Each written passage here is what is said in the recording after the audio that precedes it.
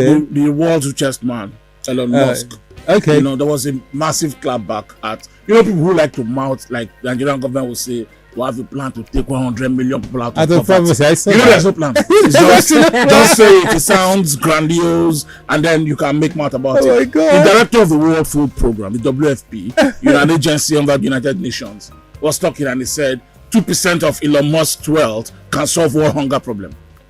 And Elon Musk, he said it on Twitter. Elon Musk replied him.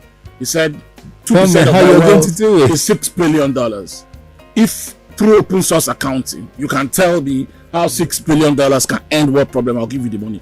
I will sell Tesla shares and give you the $6 billion. But open source accounting, give us a plan. Tell us how it will happen. Exactly. The man hasn't talked since. I saw that. They said this a lot. You think that maybe they're making sense, but when it comes to the nitty gritty, put it on the table, they'll check it out. Because not too long ago, the World Food Program is $8 billion. They didn't end world hunger problem.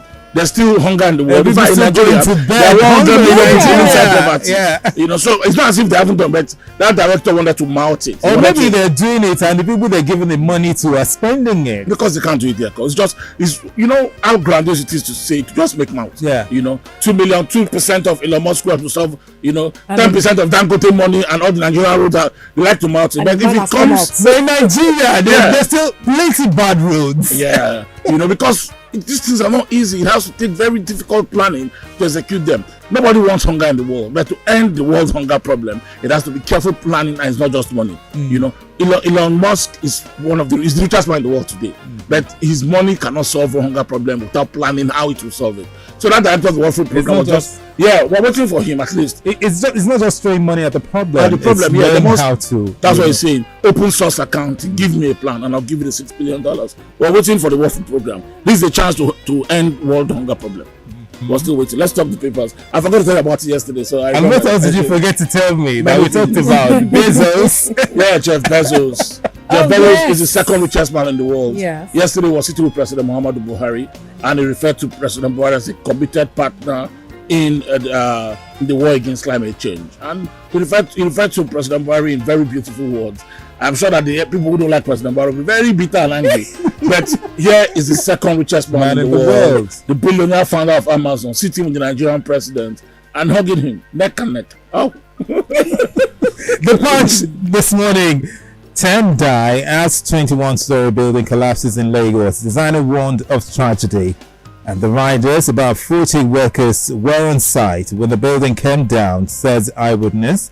Developer, engineer, clients, others trapped. So we'll order this investigation. This story is a story for pages 4 and 5 of the Punch newspapers this morning. It was an important story in the country today, Jacob. That was a massive tragedy. And unless you don't live in Lagos, you must have seen those buildings. 3 skyscrapers rising out of Gerard in Ikoyi. 3 buildings, like the World Trade Center, that kind of arrangement. 2 of them are almost complete. This is the 3rd one. And people said they gave no sign. It just went down at 2 p.m. yesterday, and I think it's planned to be a 21-story building, almost there, and then it just gave way, it just caved in.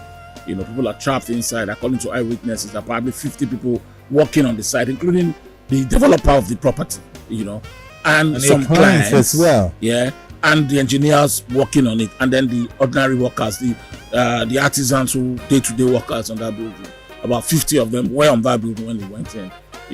Authorities are not giving numbers, but eyewitnesses are saying 10 bodies have been pulled out of the rubble, and the first responders arrived not 1 hour later. So the damage was probably already done by the time the first responders arrived. And don't forget, this is Nigeria.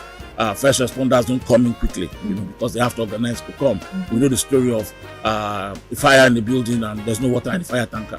So all of those. At the end of the day, last night, before the rains, even the army and the police have mobilized to the place. Almost all Lagos state agencies for emergency response are already there. NEMA, the Nigerian foremost emergency agency, is already there, but they're not doing much because the building already crumbled on itself. It's collapsed on itself. I'm not sure overnight anything was removed from that rubble. It's already a very sad development. The Lagos state government has ordered the biggest investigations, but the story coming out of that building is the one that is really sad, because I have seen documents where the developer, the engineering developer, wrote to the owner of the building and told him I'm withdrawing my services. Remove me from the plan, remove me from the board, because you are compromising standard. The building wasn't supposed to be higher than the building laws. You're going up to 21 floors. That was not part of the arrangement. So for this reason, So I'm wondering who compromises standards, integrity, building strength on the 21-story building.